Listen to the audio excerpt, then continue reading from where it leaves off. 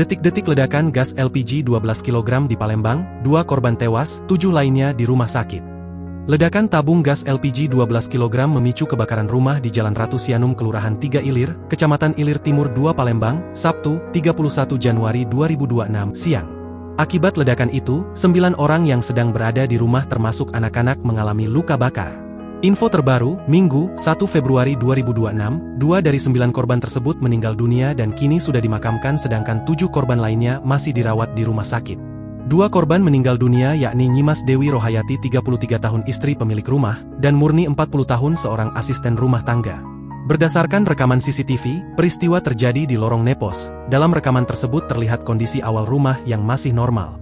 Beberapa detik kemudian dari dalam rumah muncul nyala api disertai suara ledakan yang cukup keras.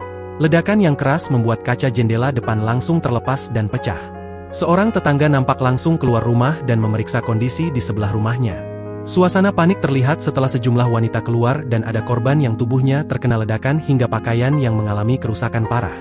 Kapolsek Ilir Timur 2, Kompol M. Ismail, mengatakan saat ini ke-7 orang lainnya termasuk balita yang menjadi korban masih dirawat di rumah sakit. Semua korban luka bakar lainnya masih dirawat di rumah sakit, ujar Ismail, Minggu, 1 Februari 2026. Ia menerangkan, peristiwa itu terjadi akibat kebocoran gas LPG 12 kg yang digunakan penghuni rumah, Dewi Rohayati.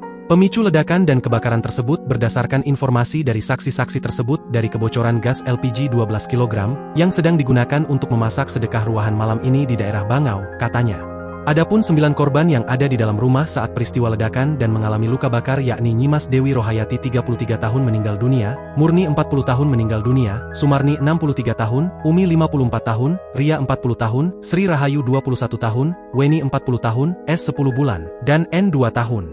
9 korban mengalami luka bakar antara 20% hingga 80%. Pada saat kejadian langsung dibawa warga yang lain ke Rumah Sakit Pelabuhan Bumbaru, tutupnya.